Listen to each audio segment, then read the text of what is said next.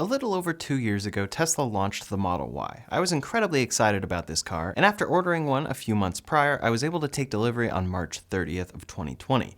My VIN is within the first 2,200 Model Ys built, which as we know with Tesla is both very exciting and a little terrifying. This was a brand new car, and many had warned me about buying an early release of a Tesla. I've had a number of service appointments for the car, a battery replacement, and more, but I've also had a ton of great experiences with the car. Today I'm going to review the Model Y after 2 years and break down the good and the bad of that car over a longer period of time, so let's get into it.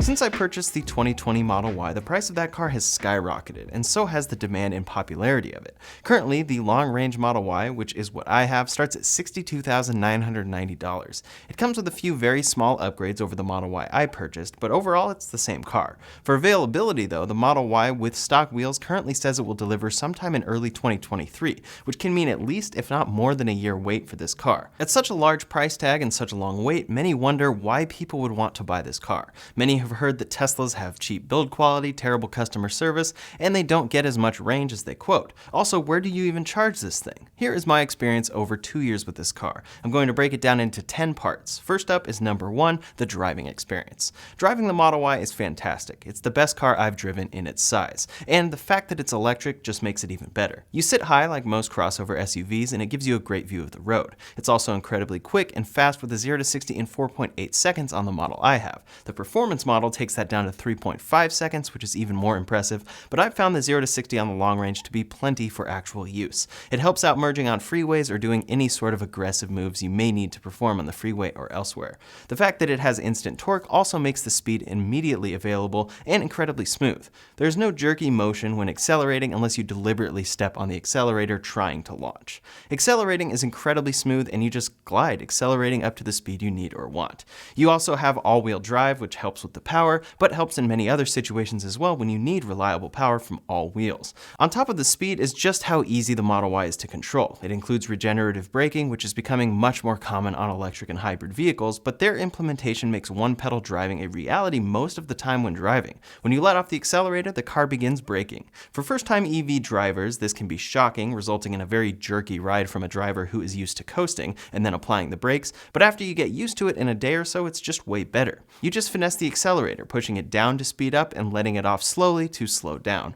Usually you can come to a complete stop with ease this way. I'm so used to it that I probably use the brake 1 to 2 times total per drive. Included with that as well is the hold feature, which will hold the brakes for you once you reach 0 miles per hour. This means that at a stoplight, in a drive-thru, or anywhere you're remaining in drive but not driving, you don't actually have to keep your foot on the pedal. These may sound just like small things that you have to get used to, but I've found them to make the driving experience far better than any other vehicle without regenerative braking. The only weird part about the regen braking is that it varies in how much it's available. If the car is very cold or your battery is charged beyond 90% or so, less regen braking is actually available. This is in part because there's nowhere for that energy to go since the battery is full. So if I'm going on a road trip and charge up to 100%, the first 20 minutes of my drive, I kind of feel like a beginner and I have to relearn how to let the car coast and then apply the brakes again.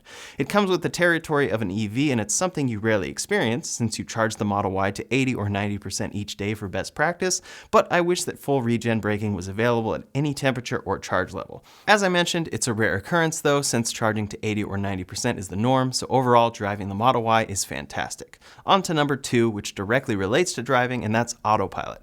Autopilot is included with the Model Y standard. You can't buy a Model Y without it. It includes traffic-aware cruise control and auto steer. These features together will keep you centered in your lane and slow down or speed up based on the traffic around you and in your lane. In practice, this means that on most decently made freeways and roads, the Model Y can drive for you. Once you need to change lanes or the road looks especially questionable, you'll want to take over. In my experience, this is what I do the majority of the time on freeways. Driving across Los Angeles, driving to Washington State from Los Angeles to Arizona, or any other road trips I've done in this car just show how useful autopilot is. It's hard to fully communicate just how useful it is until you experience it for yourself. You still have to pay attention and be ready to take over. You'll also find yourself taking over for lane changes and more, but for the majority of a long drive, the car is doing it for you. It reduces the stress on a drive tremendously, and I honestly don't think I could do most road trips I do now without autopilot. That said, it's not perfect. Sometimes autopilot rides shockingly far over in the lane and closer to other cars than feels comfortable. Other times it will see something in the road that isn't there and brake for no apparent reason. reason. These are cases where you need to take over, and they can be pretty frightening, so you'll learn over time when you're most comfortable using autopilot. For myself, I usually merge onto the freeway myself, get into the lane I want to use, and then turn it on. Then if there are a lot of curves or a sudden slowdown on the freeway, I'll take over. Again, in most of these situations, it will actually handle fine and it won't hit the cars it's close to. It will also stop in time for a sudden slowdown, but it usually isn't as smooth as I prefer. For long drives, like driving from Southern to Northern California though, that drive is fairly straightforward, and I'll use autopilot for the vast majority of that drive.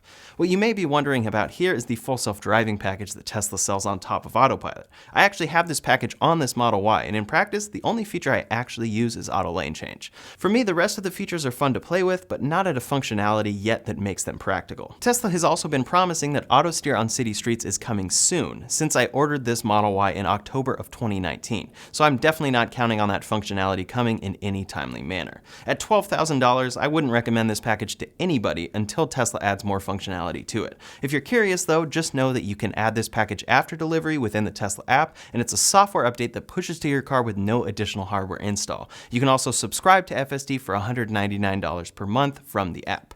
While I don't recommend FSD at this point in time at its incredibly steep price, I find autopilot to be a Tesla feature that is absolutely worth it. It's one of the biggest reasons I love this particular car, and I suspect it's a big reason why many people are willing to pay the premium Tesla prices it at over another brand's EV.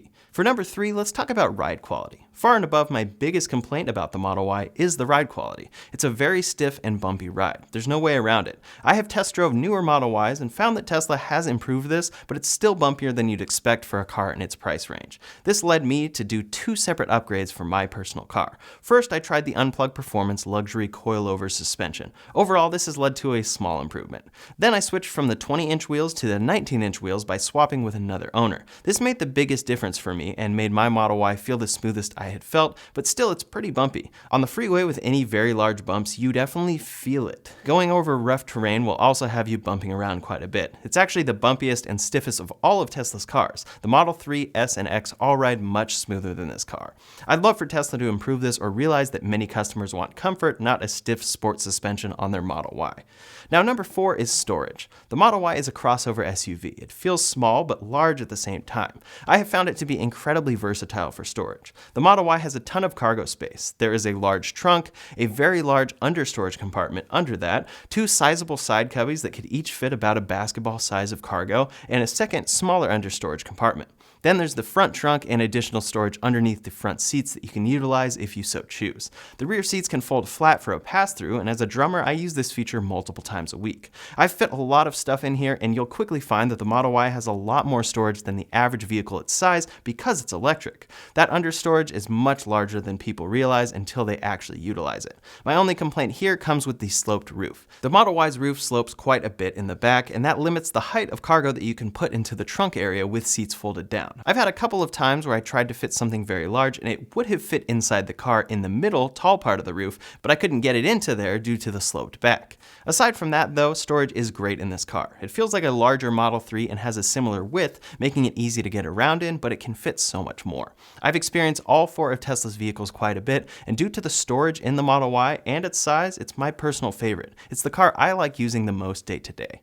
For number 5, let's talk about the sound system. Tesla doesn't have a Bose or B&O sound system attached to the Model Y, which makes many wonder if it's any good. In fact, it's fantastic. I'm a musician and a very picky music listener, and the Model Y is my second favorite vehicle sound system next to the refreshed Model S. I use Tidal to listen to hi-fi music in the car, and it's just incredibly great. You can adjust the EQ if you prefer, turn on immersive sound for more of an immersive surround experience, and more, but I've found that keeping everything dialed in normally gives it a great representation of records. I love listening to music in the Model Y. My biggest complaint for this system though is that it's amazing but can get covered up by road and wind noise. My Model Y has single pane glass in the front compared with the newer ones which has double pane glass to help with acoustics. It was also a very early build, so wind noise has likely gotten better, but still at freeway speeds I think you can expect to need to turn the music up a little bit to hear it over the road noise. That's something that doesn't exactly feel like $63,000 of quality. If they could improve that again, it would be a significant improvement since the sound system and implementation on screen is so good.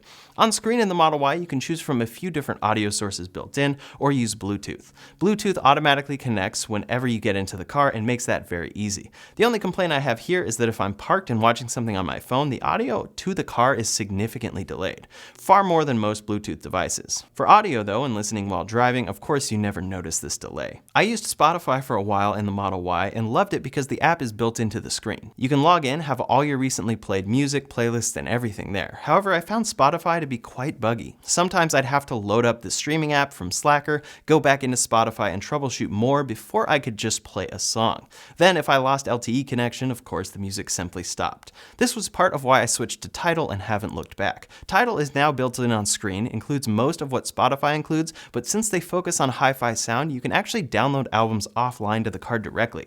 I now have a number of albums downloaded to the car, so that if I ever have connection or loading issues, I still have music on screen. I've also found Tidal to be more reliable for streaming, and some have blamed this on Spotify constantly changing their API, as opposed to Tesla making a bad app. Either way, having these apps built in on screen is really handy and keeps your attention away from your phone that much more. If you're an Apple Music subscriber though, Tesla still unfortunately doesn't have Apple Music built in, so you'll need to use Bluetooth for that. While I'm very much enjoying Tidal on screen, Tesla's music search is still pretty wildly bad. It at least distinguishes music sources now when you search, but some of the navigation there just makes no sense. If you search for something, click on a song, and then click back, it just goes back to where you were in the app prior to searching. I'm still not used to this in over 2 years with this car, and it makes searching on screen very frustrating. I wish I could just have the Tidal search within the Tidal app. And that leads us to number 6, which is the software in the Model Y. Overall, using the 15-inch center screen for most vehicle controls is actually fairly easy to get used to in my experience.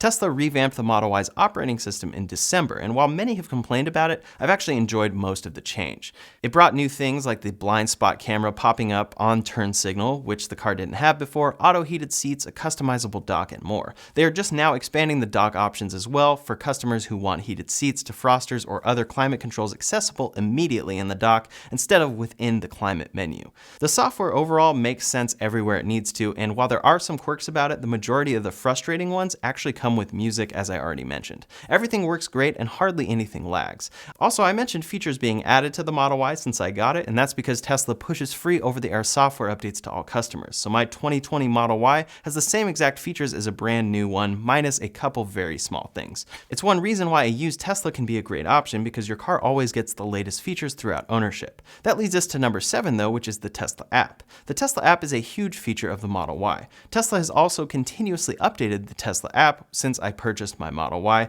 adding a slew of new features as well as a full app revamp. For me, the best features are the phone as key, meaning I don't need to carry a car key for the Model Y, as well as climate preconditioning. I can precondition the car from anywhere, anytime, so that when I get to my car, it's the right temperature. You can open the trunk, unlock, check the car's location, schedule charging, live stream from the Sentry mode cameras to check on your car when it's parked, get charging stats, and more. There's actually so much to do in the app that I could probably make a full video on it, but overall it works really great and continues to improve. Tesla has improved the app lately so that you can start certain controls before it actually connects to the car, which is a big improvement. I can open the app, turn on climate, and it will take care of everything. One tab on the Tesla app though that you hopefully won't have to use, but I have, is service. For the 8th part of this review, let's talk about issues and service. Then we'll finish out with safety, range, and charging.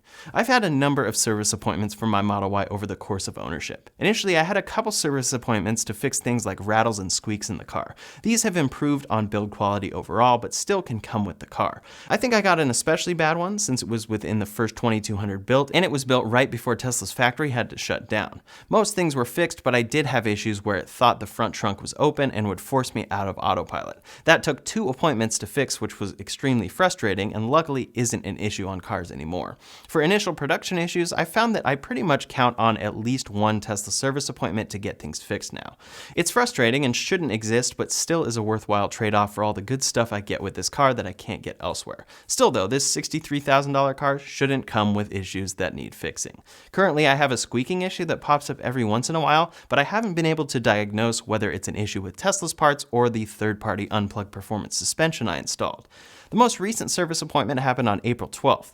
This was for an issue where the car told me that maximum charge level and range was reduced and that I needed to schedule service. I took it in, and lucky for me, the repair only took 2 days. The weirdest part there was that Tesla showed me the invoice, which mentioned removing and replacing the HV battery. That's the main battery on the floor of the car. So I asked questions about what repair occurred exactly, since I thought remove and replace could have meant that they simply took it out, inspected it, and put it back in.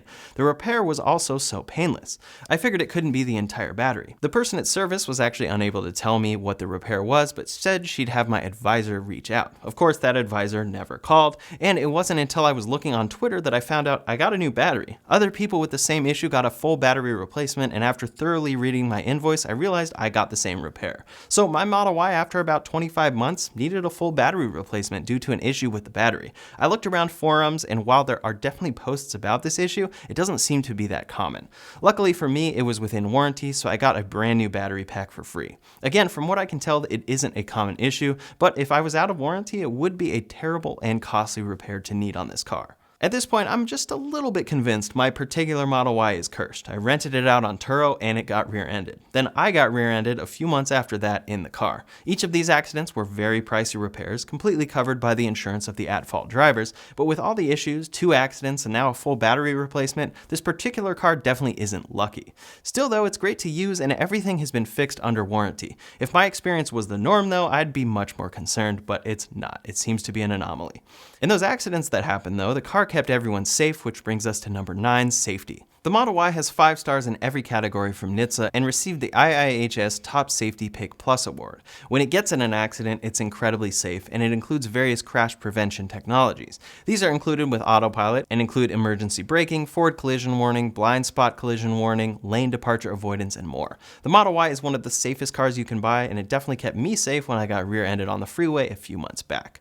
Now the 10th thing to talk about is range. Tesla quotes an EPA range of 330 miles on the Model Y. This sounds fantastic, but in the real world, driving at faster speeds, using climate controls, or accelerating quickly, you'll find the range of the Model Y can be significantly less. The biggest example of this I saw was on the drive back from Arizona in early 2020, when it was about 110 degrees outside. We had to charge at least 1 to 2 times more than we expected due to the heat and freeway speeds. It's rarely ever an issue for us in this car though, and even with a real-world range of 250 to 280 miles or so in this car, it's plenty. For daily driving, that's way more than most need, which is part of why Tesla recommends charging to 80 or 90% each day. It's best for battery longevity, and it still gives you plenty of range each day. Then on road trips, there are Tesla superchargers most places you need to go. Tesla has over 30,000 charger stalls globally, and this is another one of those things that makes people pay up for a Tesla. Tesla superchargers are incredibly quick, convenient, reliable, and available. For myself in California, anywhere I want to go on a road trip, I can do so with Tesla superchargers. For most people, this will apply, but you can check out their supercharger map if you aren't sure. It will add a little bit of time to your trip, but I only usually feel it when I'm at the end of a very long drive. Most of the time, the charge is about the same time as it would take me to grab some food, use the bathroom, or anything else I do at a road trip stop. The one thing that definitely takes getting used to, though, is that for the battery, charging up to 80% is actually the quickest. From 80 to 100% takes the longest. For this reason, it's actually quickest to only charge to 80% at each supercharger station and stop again, as opposed to waiting longer for 100% in order to drive longer. It's something to get used to, or you can just never pay attention to it, since the car will automatically tell you each stop to take, for how long, and when you have enough charge to complete your trip or reach the next charger. The majority of the time though, you aren't using Tesla superchargers. If you can charge at home, that's what you do, and it's almost silly just how easy it is. I drive into my garage, plug it in, and the next morning my car is charged. You don't forget about it because the cable is right there, and you can even schedule charging to match your electricity off-peak hours and set charging limits. I found that this has saved me a ton of time over the past 2 years, since I never needed to stop off and fill up with gas. Even if I include the road trips with supercharger stops, of which I've probably taken 8, I've saved time. The use case that might not make full sense would be if you're a constant road tripper or don't have any good charging options at or near your home. Overall, the Model Y has been a fantastic car for me. It has included some flaws, but I personally think that it mostly relates to just how early my VIN is. It's no excuse, but a newly delivered Model Y doesn't seem to have the issues I experienced in mine. A new Model Y also includes a couple upgrades like the HEPA filtration system, which is really great. It also includes a new center console, the pedestrian warning speaker, a built-in drive for Sentry mode, and more. The one thing a new Model Y has dropped is the radar sensor for autopilot. That currently means that my 2020 Model Y can actually use autopilot up to 90 miles per hour, whereas a new 2022 Model Y is limited to 80 miles per hour. It's something Tesla and Elon Musk have said is being updated soon with a software update, but it's definitely an odd downside of buying a new one depending on where you plan to use autopilot. I've loved the Model Y so far, and after 25 months, I found it to be the best Tesla for me. I hope this review was helpful for you, and if you're deciding between the Model Y and a Model 3, you can check out my review of the Model 3 linked up here or in the description below. Thanks so much for watching, and I'll see you on the next one.